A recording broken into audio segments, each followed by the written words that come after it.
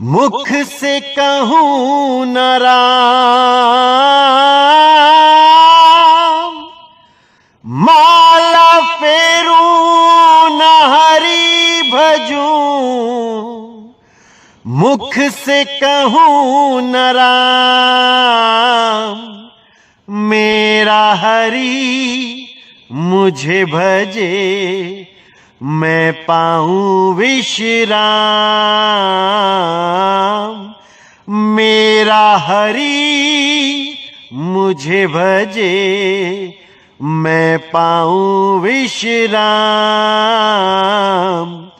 मोको कहाँ ढूंढे रे बंदे, मैं तो तेरे पास में, मोको कहाँ ढूंढे रे बंदे, मैं तो तेरे पास में, खोजी होए तुरंत मिल जाऊं, एक पल की तलाश में, खोजी हो तुरंत मिल जाऊं, एक पल की तलाश में, मुझको कहाँ ढूंढे रे बंदे, मैं तो तेरे पास में, मुझको कहाँ ढूंढे रे बंदे, मैं तो तेरे पास में। कहे कबीर सुनो भाई साधो, मैं तो हूँ विश्वास में, कहे कबीर सुनो भाई साधो, मैं तो हूँ विश्वास में।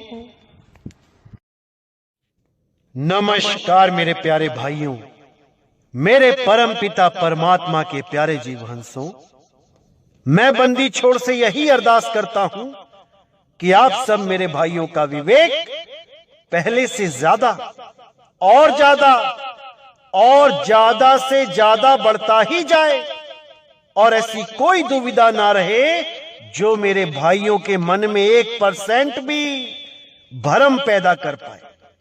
हर चीज ऐसी क्रिस्टल क्लियर होती चली जाए, हर चीज ऐसी समझ में आती चली जाए कि ऐसा कुछ भी ना बचे जो मेरे भाई समझ ना पाए। मैं बस यही अरदास करता हूं मालिक से, यही अरदास करता हूं अपने परम पिता परमात्मा से।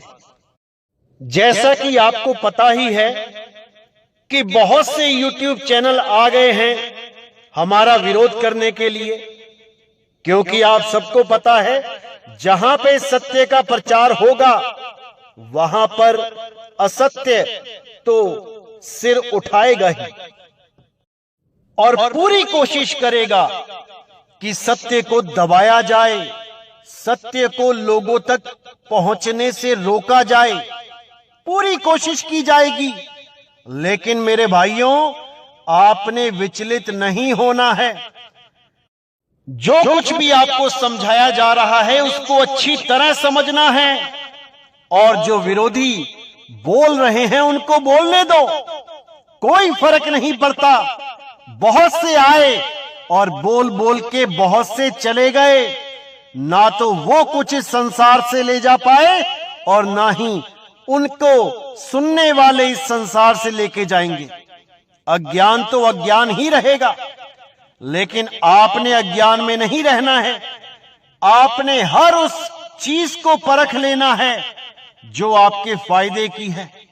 आपने हर उस वाणी को समझ लेना है जो संतों ने आपके लिए बोली है, क्योंकि वाणी से ही आपको मुक्ति का रास्ता मिलेगा। वाणियों में ही वो गुप्त भेद छिपे हैं जो आपको इस जन्म मरण से परे करने का रास्ता बताते हैं। बस आपने विवेक के द्वारा उस रास्ते को समझ लेना है और अज्ञान को, बाकी जितने भी गलत रास्ते हैं उनको त्याग देना है। बस इतना सा काम आपने करना है और परमात्मा आपके अंग संग हो जाएगा। वो अंग संग है, लेकिन हमें अनुभव नहीं हो पा रहा है, इसलिए वो हमसे दूर है। अरे साहिब का घर दूर है, जैसे पेड़ खजूर ज्ञानी जन के पास में, अज्ञानी से दूर। अज्ञानियों से वो परमात्मा सदा दूर ही है, लेकिन ज्ञानी जन वो परमात्मा से ना तो दूर हैं और ना ही परमात्मा उनसे दूर है। अरे कस्तूरी कुंडल बसे मरग ढूंढे बनमाही, ऐसे रमता राम है दुनिया जाने नहीं। तो वो रमता राम सब में रम रहा है, कोई छोटा बड़ा नहीं है, हम सब बराबर हैं। इसी को समझना है, इसी को जानना है। जब तक हम एक दूसरे से भेदभाव करते रहेंगे, तब तक हम उस मालिक को नहीं जान सकते जो सब घटों में समान है। उसको जानने के लिए हमें समानता में आना पड़ेगा। हमें इन धर्म, इन जात पात, इन ऊंच नीच, इन सब को त्याग के एक होना पड़ेगा। सबको एक दृष्टि से देखना पड़ेगा। बातों से जोग नहीं होता, गल्ली जोग न होई, एक दृष्टि कर सम सर जाने, जोगी कहिए सोई, गल्ली जोग न होई। बातों से जोग नहीं होता, सबको एक समान मानना ही पड़ेगा, समझना ही पड़ेगा, तब बात बनेगी। ना तो कोई अल्लाह बड़ा है और ना राम छोटा, ना कोई गॉड बड़ा है ना वाहे गुरु छोटा। ये सब एक ही मालिक के नाम हैं, बस हमने इस मालिक को नामों के आधार पे अलग अलग कर दिया है। बस उस एक मालिक को जान जाओ तो बाकी सारे नाम अपने आप एक हो जाएंगे। जिन नामों को पकड़ के हम आपस में लड़ रहे हैं, वो नाम सदा सदा के लिए उस एक मालिक के लिए ही बोले जाएंगे, जिसको आज हम अलग अलग भगवानों के लिए यूज करते हैं। क्योंकि हम आत्मज्ञान नहीं जानते, हम केवल नामों में और शरीरों के चक्कर में पड़े हैं। तो आज आपको सनातन धर्म के बारे में, जो विष्णु जी के अवतार हुए हैं, उनके बारे में ज्ञान समझाया जाएगा। क्योंकि ग्रंथों में ऐसे ऐसे गुप्त भेद छुपे होते हैं जो जल्दी समझ में नहीं आते, लेकिन जब सही समय आता है तो सारे गुप्त भेदों को उजागर कर दिया जाता है। और तब इस संसार में एक ऐसी लहर चलती है, एक ऐसा ज्ञान चलता है, जिसके लिए संतों ने बोला कि कलयुग में ही सतयुग आ जाता है।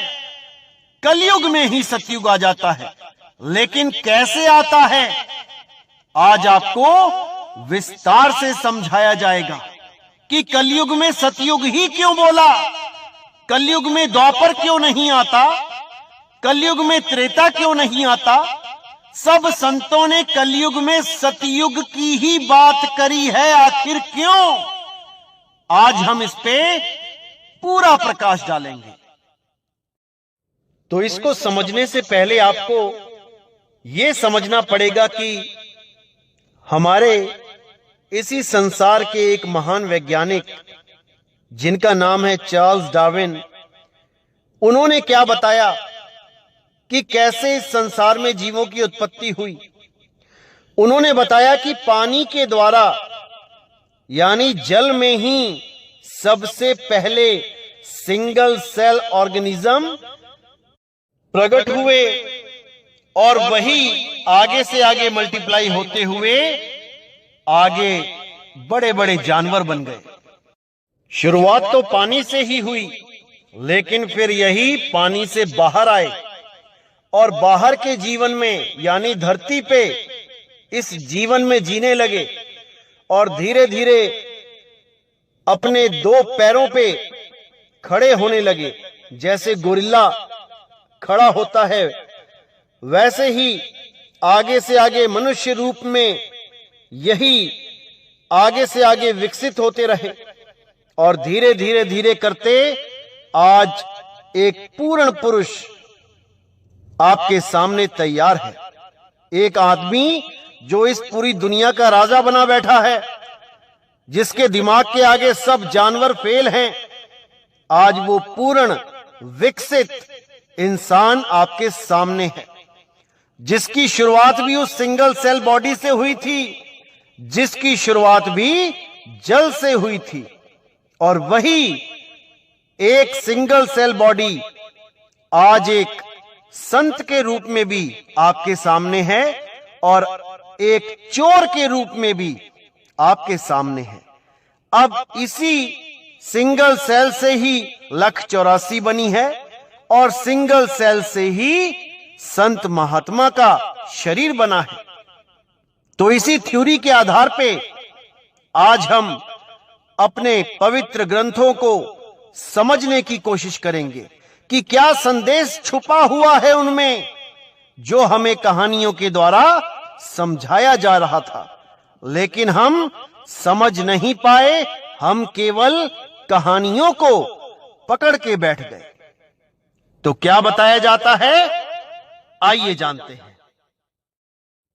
तो सबसे पहले जो विष्णु जी के 10 अवतारों में पहला अवतार है, वो मत्स्य अवतार है, जिसको मछली का रूप दिया गया और बताया गया कि इतनी बड़ी महाप्रलय आई कि हर जगह धरती पे पानी ही पानी था, कहीं पर भी जमीन नहीं थी।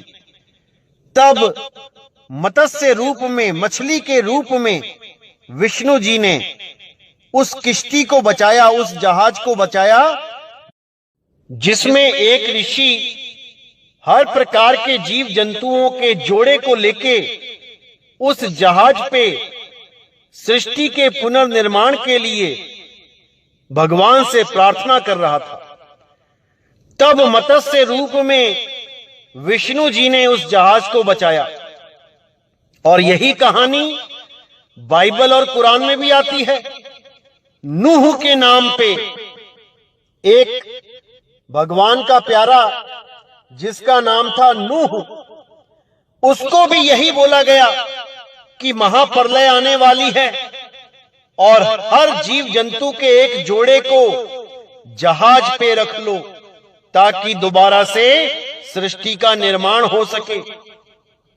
तो कहने का मतलब यही है कि मत्स्य रूप में सबसे पहले हमें यह संदेशा दिया गया कि जल से ही जीवन उत्पन्न होता है, क्योंकि मछली पानी से ही पैदा हो रही है।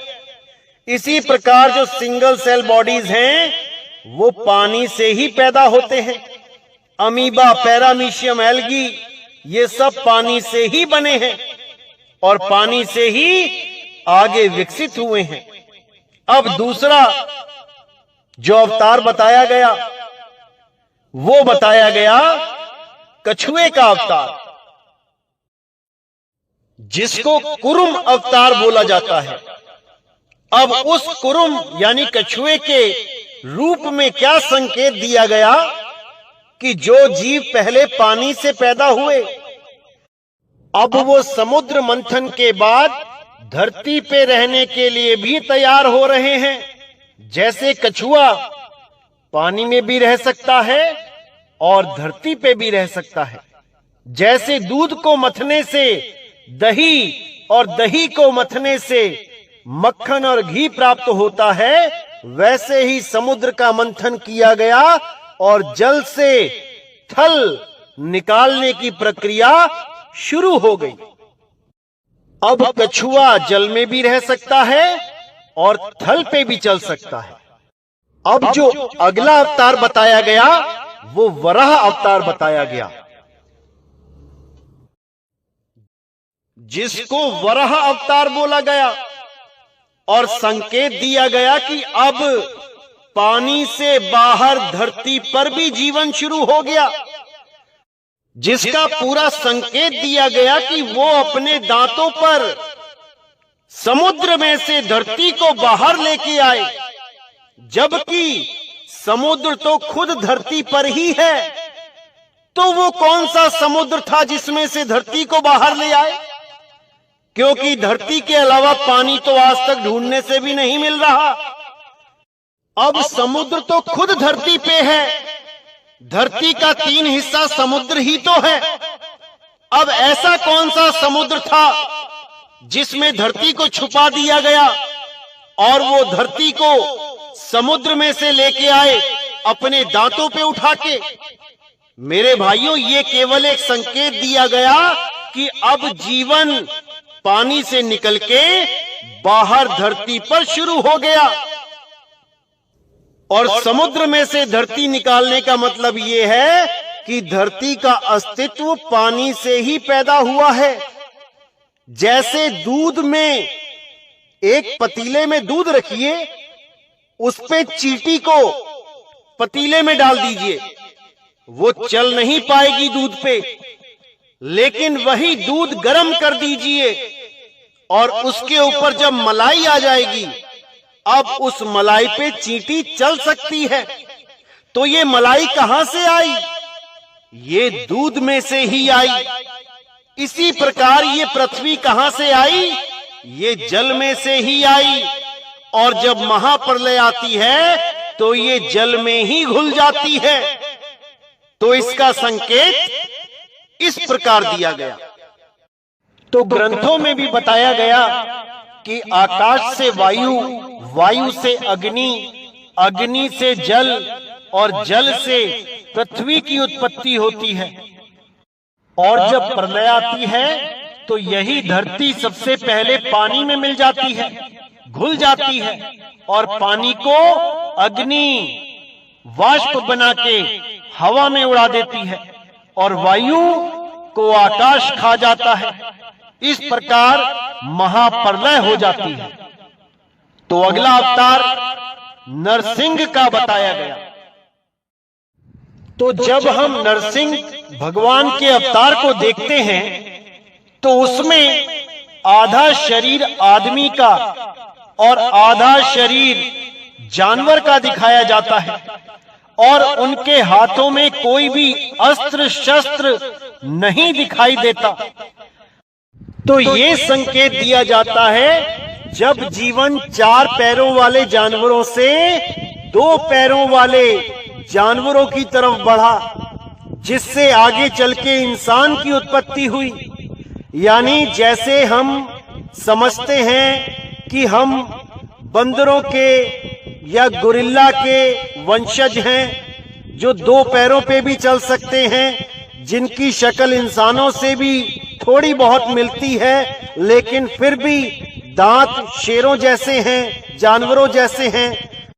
तो ऐसे ही इस अवतार का जो संकेत दिया गया वो इसलिए दिया गया कि अब जीवन जानवरों से इंसान की तरफ आगे बढ़ना शुरू हो गया है और कोई भी अस्त्र शस्त्र हाथ में नहीं है। यानी वो शिकार अपने हाथों से ही करते थे और कोई जरिया नहीं था।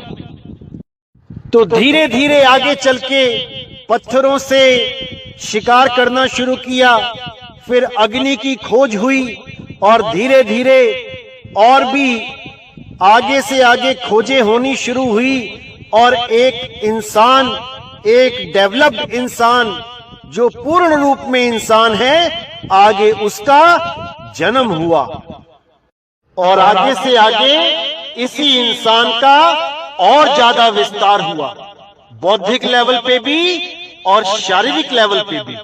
अब वो जानवरों जैसा नहीं दिखाई दे रहा था, अब वो एक इंसान बन चुका था। अब जो अगला अवतार दिखाया गया वो वामन अवतार दिखाया गया, जिसका संकेत क्या था कि उसने 3 पग जमीन मांग के धरती, आसमान और पाताल तीनों ही लोक पे अपना कब्जा कर लिया।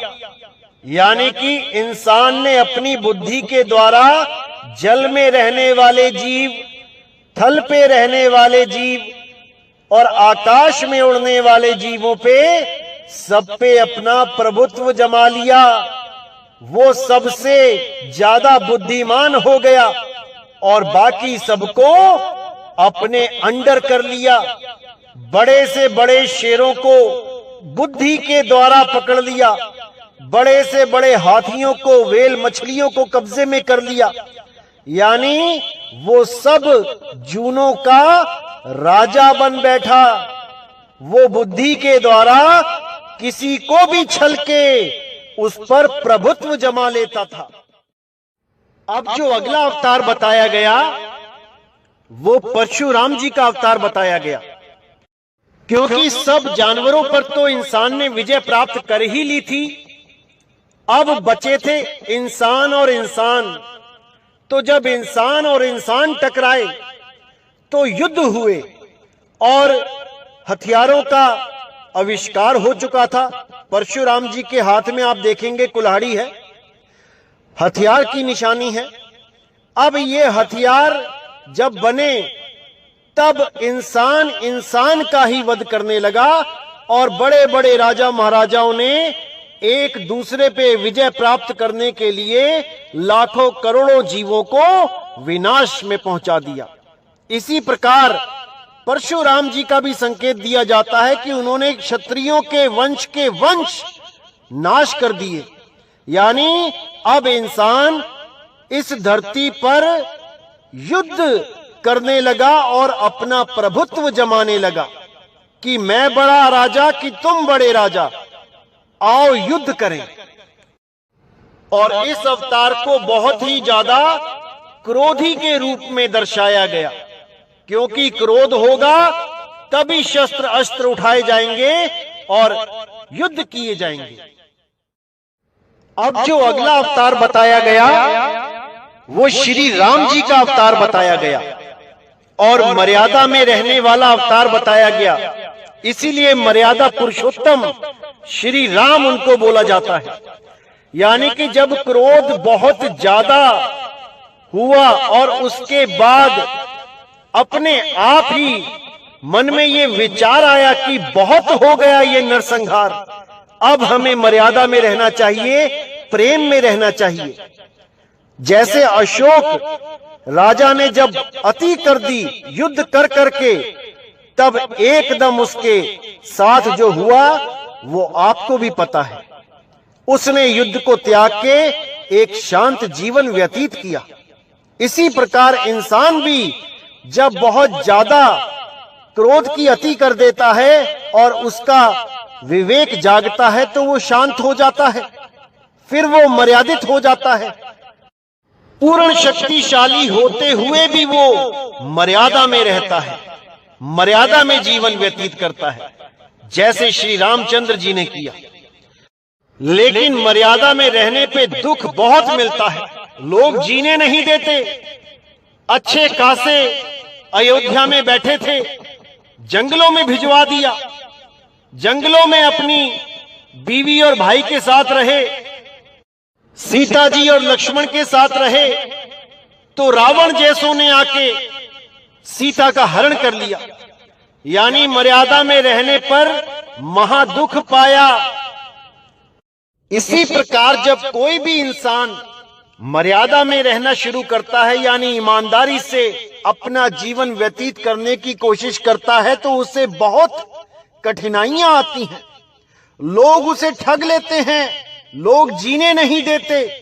तब हार के वो भी कुछ ऐसा करता है कि इस समाज में, इस दुनिया में जी सके। तो अगला जो अवतार होता है वो मर्यादा से थोड़ा सा हटके होता है। तो अगला जो अवतार हुआ वो श्री कृष्ण जी का हुआ, जिनमें सारे वो गुण संपन्न थे। बड़े से बड़े दुश्मन को भी धराशाही करने में सक्षम थे। साम दाम दंड भेद छल बल सब कुछ, ऐसा कुछ नहीं छोड़ा जो उन्होंने नहीं किया। पहाड़ को उंगली पे उठा के अपना बल भी दिखाया, रुक्मणी का हरण भी किया, गोपियों के संग रास भी रचाया और योगियों की भांति गीता का उपदेश भी दिया, जो आज सारे संसार में प्रचार हो रहा है और लोग उसके आगे नतमस्तक भी हो रहे हैं। इस प्रकार श्री कृष्ण जी के अवतार को पूर्ण अवतार बोला गया कि हर प्रकार का कार्य इन्होंने इस अवतार में किया। इसी प्रकार आज का जो मनुष्य है वो भी हर प्रकार का कार्य कर रहा है, वो भी छल कर रहा है, वो भी बल के द्वारा काम निकाल रहा है, साम दाम दंड भेद सब कुछ कर रहा है, हर चीज कर रहा है अपना काम निकालने के लिए। और उसके बाद जब ये मन थक जाता है ये सब कुछ करके, उसके बाद जो मनुष्य जीवन में अवतार होता है वो होता है महात्मा बुद्ध का।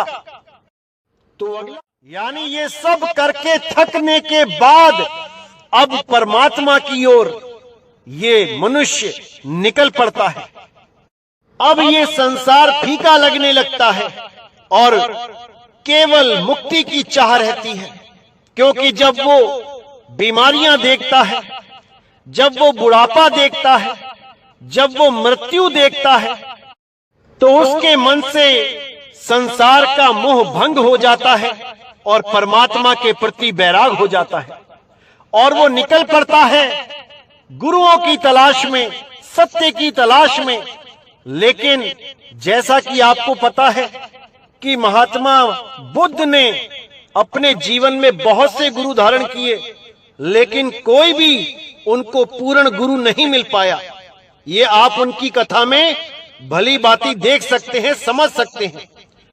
वो बहुत से गुरुओं के पास गए, साधना करी, लेकिन संतुष्टि कहीं नहीं मिल पाई। अंत में उन्होंने अपनी ही सांसों पे खुद से ही ध्यान लगाना शुरू कर दिया, जिसको विपासना कहते हैं।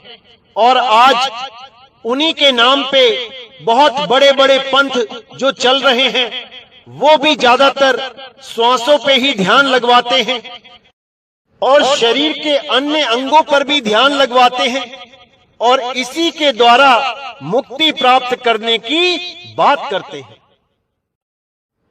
तो अब जो आखिरी 10वां अवतार जो बताया जाता है, कल्कि अवतार, उसके बारे में हम अच्छी तरह समझेंगे, क्योंकि कबीर सागर में भी उस अवतार के बारे में जिक्र है जिसे निःकलंक अवतार कहा गया है। निःकलंक अवतार का मतलब क्या है? जिसमें कोई कलंक ना हो, जिसमें कोई त्रुटि ना हो, जिसमें कोई भी कमी ना हो। यानी कि ऐसा क्या है जिसमें कोई कलंक, कोई कमी ना हो? मुझे नहीं लगता कि वो किसी शरीर की बात की जा रही है, क्योंकि अगर ऐसा कुछ है जिसमें कोई कमी नहीं है, जिसमें कोई कलंक नहीं है, तो वो केवल आत्मदेव है। आत्मा ही अजन्मा है, आत्मा ही पुरातन है, आत्मा ही सनातन है, आत्मा ही शाश्वत है, आत्मा ही है जिसे कोई शस्त्र काट नहीं सकता, अग्नि जला नहीं सकती, वायु इसे सुखा नहीं सकती और जल इसे भिगो नहीं सकता। इसी आत्मा को निःकलंक बोला गया है। और इसका इशारा क्या दिया गया है कि वो अवतार जिसको कल्कि अवतार कहते हैं वो संबल में प्रकट होगा। अब पढ़े लिखे लोग तो लिखा देख लेते हैं कि संबल लिखा है तो पहुंच जाते हैं मुरादाबाद के पास वाले संबल में कि वहीं पर कल्कि अवतार होगा। और YouTube तो भरा पड़ा है जो अपने आप को कल्कि अवतार घोषित कर चुके हैं कि मैं ही कल्कि अवतार हूं। आप केवल सर्च मार के देखिए, आपको एक से एक कल्कि अवतार दिखाई देंगे। लेकिन यकीन मानना मेरे भाइयों, कल्कि अवतार आत्मा का अवतार है। कल्कि अवतार आत्म ज्ञान का अवतार है और वो संबल और कुछ नहीं है। संबल का मतलब होता है समान बल, सम यानी समान, बल यानी ताकत, एक ऐसी चीज जो सब घटों में रम रही है और उसका बल सबके पास समान है। वो चींटी से लेके व्हेल मछली तक को चला रही है, वो सबको चला रही है, समान बल से चला रही है, क्योंकि समान बल केवल आत्मदेव में है। अगर शरीरों की बात करोगे तो समान बल नहीं है। कोई 10 किलो उठा पाता है, कोई 50 किलो, कोई 100 किलो। कोई जंगल में छोटा सा जीव बड़े जीव के द्वारा मारा जाता है, समान बल नहीं है। समान बल केवल आत्मदेव में है, क्योंकि गीता में भी बोला गया, हे अर्जुन, ये जितने भी राजा महाराजा तुम्हें दिखाई दे रहे हैं, ऐसा कोई समय नहीं था जब ये नहीं थे, ऐसा कोई समय नहीं आएगा जब ये नहीं होंगे। तुम केवल इन राजा महाराजाओं के शरीर को नष्ट कर सकते हो, तुम इनकी आत्मा को नष्ट नहीं कर सकते, क्योंकि आत्मा निकलंक है, क्योंकि आत्मा कल की है। आत्मदेव ही निकलंक है। लेकिन जो इस अवतार को शरीर मान के बैठ जाएंगे, उनके लिए ये ज्ञान सदा गुप्त रहेगा। आज परमाणु युग है। आज कहीं युद्ध होता है तो परमाणु बम फेंक दिए जाते हैं, बड़ी बड़ी मिसाइलें, बड़े बड़े रॉकेट लॉन्च किए जाते हैं। और अगर आज के युग में कोई अवतार प्रकट होगा भी, तो क्या वो घोड़े पे और तलवार लेके प्रकट होगा? सोचने वाली बात है। अब ये घोड़ा क्या है और तलवार क्या है, इसको भी समझना पड़ेगा। ये घोड़ा क्या है? ये घोड़ा है अकल का घोड़ा, बुद्धि का घोड़ा। और ये तलवार क्या है? ये तलवार है विवेक की तलवार, जिसको मैं बार बार कहता हूं कि विवेक की तलवारें तिखी कर लो, इस पे धार लगा लो। इसी विवेक की तलवार से अज्ञान को काटते चले जाओ और ज्ञान को अपनाते चले जाओ। और अपनाने योग्य जो ज्ञान है वो केवल आत्म ज्ञान है। तो इस भेद को अच्छी तरह समझना है मेरे भाइयों। और आगे एक संकेत और दिया गया कि उस अवतार के माता पिता का नाम बताया गया कि विष्णु, यश और सुमति, ये माता और पिता का नाम बताया गया। यानी इस ज्ञान को उजागर जब किया जाएगा तो जो माता पिता का जो नाम होगा वो विष्णु जी के नाम पे, विष्णु यश जी के नाम पे होगा। और सुमति यानी सु यानी अच्छी और मति यानी बुद्धि। सु यानी अच्छी, सुंदर, शांत बुद्धि, क्योंकि बुद्धि दो ही प्रकार की होती है, या तो शांत या अशांत। जैसे समुद्र दो प्रकार के होते हैं, या तो बिल्कुल शांत होगा या फिर तूफान चलेगा, लहरें चलेंगी। तो इसी प्रकार विष्णु यश यानी विष्णु जी की महिमा वाला नाम और शांत बुद्धि, सुबुद्धि, सुमति के नाम पर वो नाम होगा। और जो ज्ञान होगा वो शरीरों का ज्ञान नहीं होगा, वो आत्म ज्ञान होगा। आत्मा का ज्ञान ही सत्य है। बिना आत्म ज्ञान के कोई भी ज्ञान अधूरा ही ज्ञान है। इसलिए ये अवतार ज्ञान अवतार होगा, आत्म ज्ञान अवतार होगा, ना कि कोई शरीर का अवतार होगा जो घोड़े पे तलवार लेके आएंगे। क्योंकि आज का युग घोड़े पे बैठ के लड़ने वाला नहीं है। आज का युग मिसाइलों का है, परमाणु बम्बों का है।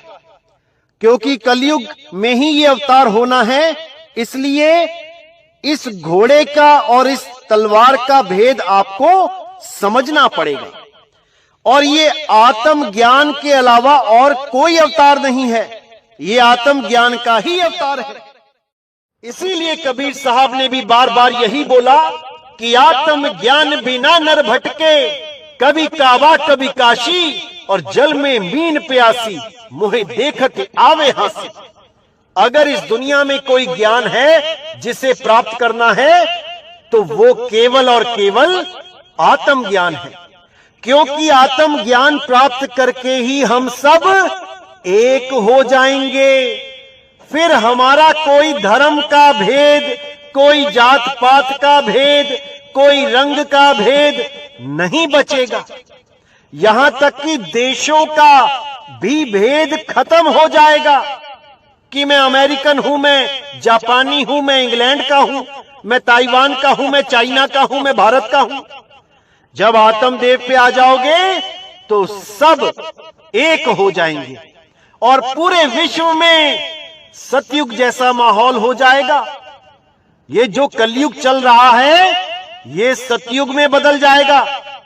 इसीलिए संतों ने बोला था कि कलयुग में एक ऐसा समय आएगा जब कलयुगी जीव सतयुगी आचरण में जीना शुरू कर देंगे।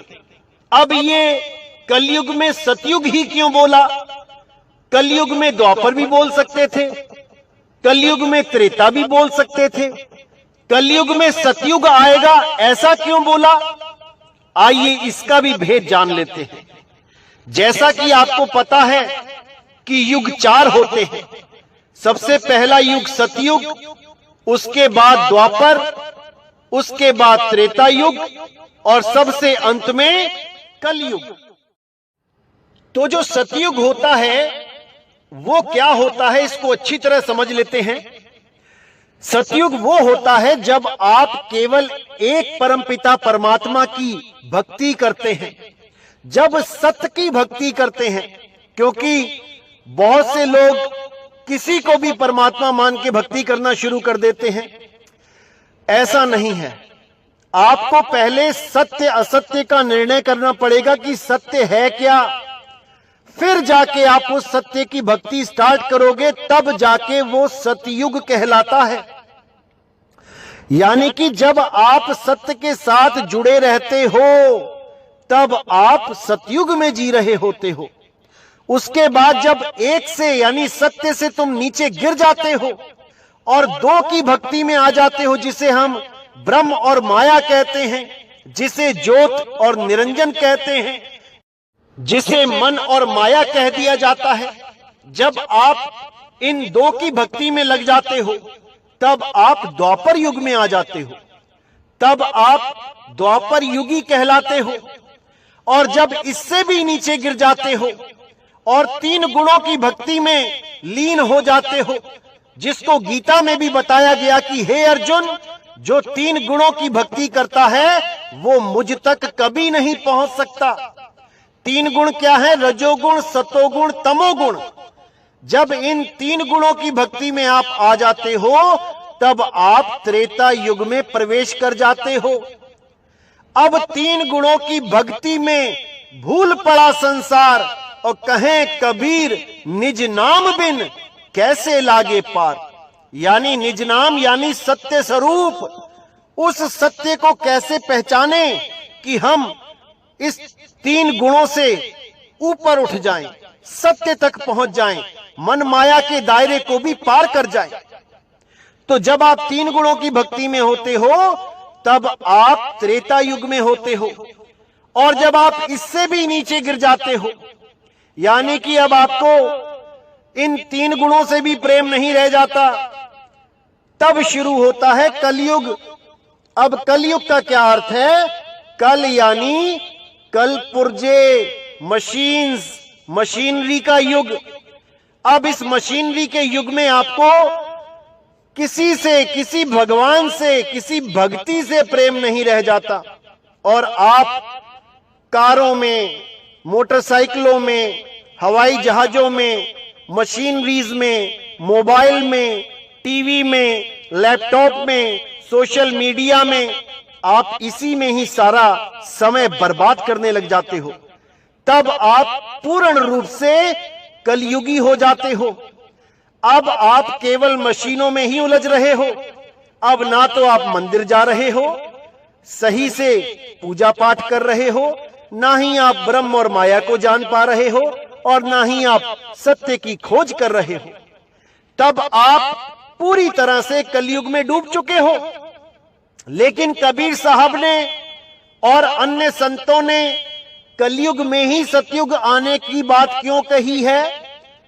क्योंकि इसके पीछे बहुत बड़ा राज था। क्योंकि सतयुग ना तो द्वापर में आ सकता था और ना ही त्रेता में आ सकता था, क्योंकि कलयुग में ही इन मशीनों का आविष्कार हुआ और घर घर में ये मशीनें पहुंची। ये जो मोबाइल आपके हाथ में है, आज ये घर घर में पहुंचा है। और वाणी में भी यही जिक्र आता है कि घर घर होगा बोध विचारा। सत्य नाम के बारे में घर घर में बोध विचार होगा। कैसे होगा भाई? आपके घर तक ये सत्संग पहुंचेगा तभी होगा जब आपके घर में मोबाइल में आप सत्संग सुनोगे, तभी आपको ये जिज्ञासा होगी कि मैं सत्य को जानूं, मैं पहचानूं उस मालिक को कि सत्य है क्या। तब आप अपने आप खोज करना शुरू कर दोगे। यानी जो आप कलयुग में डूबे हुए थे, यानी जो आप मशीनों में डूबे हुए थे, मोबाइलों में अन्य प्रोग्राम देख रहे थे, अब आप केवल सत्य की खोज करने में लग जाओगे और सत्संग शुरू कर दोगे। तो इसी के लिए बोला गया था कि जब आएगा भीषम भीसा, ना रहेगा ईसा, ना रहेगा मूसा, राज करेगा जगदीशा। यानी ईसा और मूसा शरीरों के बारे में बताया गया कि शरीरों का ज्ञान खत्म हो जाएगा। जो भी विवेकी हंस होंगे वो शरीर के ज्ञान को समाप्त करके अब आत्मा के ज्ञान को समझने की कोशिश करेंगे, आत्म चिंतन करेंगे और एक सत्य के साथ जुड़ने की कोशिश करेंगे। तो कलयुग में ही सतयुग आ जाएगा। कलयुग से ही सीधे डायरेक्ट सत्य की खोज शुरू हो जाएगी। अब आपने ये भी सुना होगा कि सतयुग के बाद आना तो द्वापर था, लेकिन किसी कारणवश त्रेता युग को आना पड़ गया। अब वो क्या कारण था? वो कारण था एक महिला का पत्थर हो जाना, जिसका नाम था अहिल्या। यानी एक पत्थर की वजह से हमारा जो युग त्रेता युग था वो द्वापर से पहले आ गया। अब इसके पीछे जो कोड लगा है वो भी आपने समझना है कि ये हमारे जीवन में भी ऐसा ही होता है। जब हम पैदा होते हैं तो हम सत्य से बिछड़ के आए होते हैं। हम एक परमात्मा की भक्ति कर रहे होते हैं गर्भ में, केवल एक मालिक के साथ जुड़े होते हैं। और जैसे ही हम बाहर आते हैं तो हमें पत्थर की पूजा में लगा दिया जाता है। हमें ही नहीं, इस पूरे विश्व में, इस पूरे विश्व के इतिहास में देख लो, किसी भी धर्म में देख लो, उनके इतिहास में पत्थरों की ही पूजा की गई है। पत्थरों के रूप में ही भगवानों को पूजा गया है। आप देख लीजिए, मुसलमानों के इतिहास में भी जहां पर जंगें हुई हैं वहां पर बुतों को तोड़ के जमीन में गाड़ा गया। यानी पहले बुत थे वहां पे, उनकी पूजा हो रही थी। यानी कि हम जब सत्य को त्याग के, यानी सत्य से बिछड़ के जब आते हैं तो केवल पत्थर की वजह से हम त्रेता युग में आ जाते हैं, यानी 3 गुणों की भक्ति में आ जाते हैं।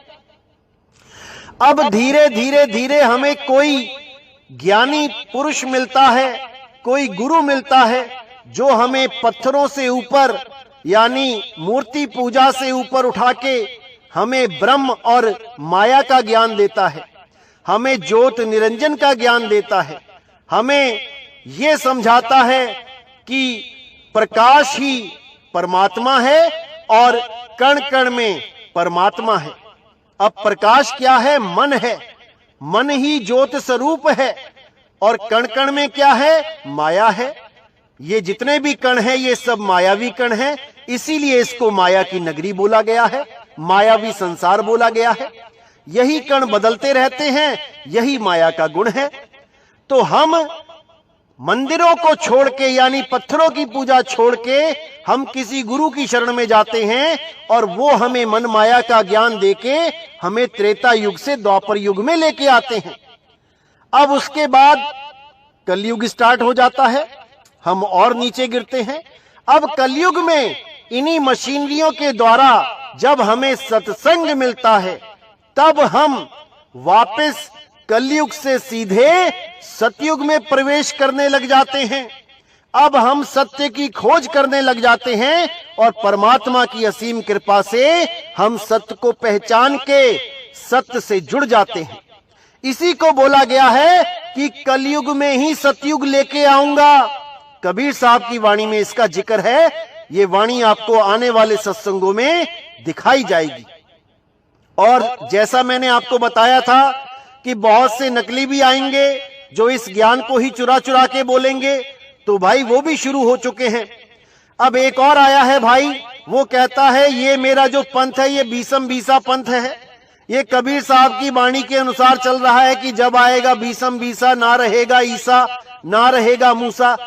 इसको तो ये भी नहीं पता कि ये कबीर साहब की वाणी है ही नहीं, ये किसी अन्य संत की वाणी है जिसको ये कबीर साहब की वाणी बना के फिट कर रहा है और कह रहा है कि मेरा पंथ 2020 में चालू हुआ। क्योंकि ऐसे अभी बहुत आएंगे भरमाने वाले, लेकिन आपने मेरे भाइयों विवेक को जगा के रखना है, हर चीज को समझना है और अपने आप को सत्य से जोड़ के रखना है। मेरी खिलाफत करने वाले बहुत आएंगे, एक से एक आएंगे, क्या क्या बोलेंगे आप सुन भी नहीं पाओगे। ऐसी ऐसी बातें मेरे खिलाफ करेंगे, लेकिन मैं फिर भी यही कहता हूं कि केवल सत्य से जुड़े रहो, सत्य को जानो, कौन क्या कहता है उसको कहने दो और आप केवल अपना लक्ष्य सत्य को बनाओ, परमात्मा की प्राप्ति को बनाओ।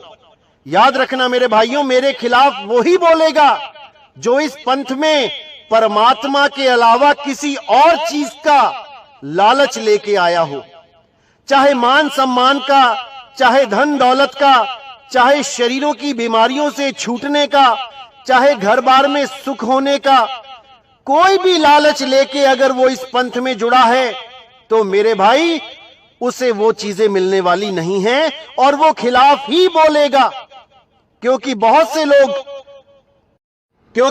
से लोग मेरे पास आए जिन्होंने अपनी इच्छाएं जाहिर करी। एक कहता कि मैं अपनी फैक्ट्री लगाना चाहता हूं, जमीन खरीद ली है, नीचे सत्संग हॉल बना देंगे, ऊपर फैक्ट्री लगा लेंगे, यानी घर में ही धंधा खोलना है धर्म का। एक कहता कि मैं मकान बनवा रहा हूं, नीचे सत्संग घर बना लेंगे, ऊपर मैं अपना मकान बना लूंगा, यानी धंधा इन्होंने भी खोलना है धर्म के नाम का घर में ही। अब जिस जिसको मैंने मना किया वो ही मेरा दुश्मन बन बैठा और वो आज तक यही काम करते आ रहे हैं कि कैसे भी बस नितिन दास के खिलाफ बोलो, लोगों को भरमाओ, लोगों को इससे तोड़ो। अरे भाई, मैं यहां जोड़ने तोड़ने नहीं आया, मैं चाहता हूं कि आप सत्य से जुड़ो। कोई भी संत आपके जीवन में आता है जो आपको सत्य की बात बताता है, आप उससे जुड़ो, सत्य से जुड़ो, क्योंकि आपका जीवन यहां पर सत्य से जुड़ने के लिए मिला है। आपको ये जीवन यहां जज बनने के लिए नहीं मिला कि आप फैसले करते फिरो कि कौन सही है और कौन गलत है। ये इंसानी चोला है मेरे भाई, ये बार बार नहीं मिलता।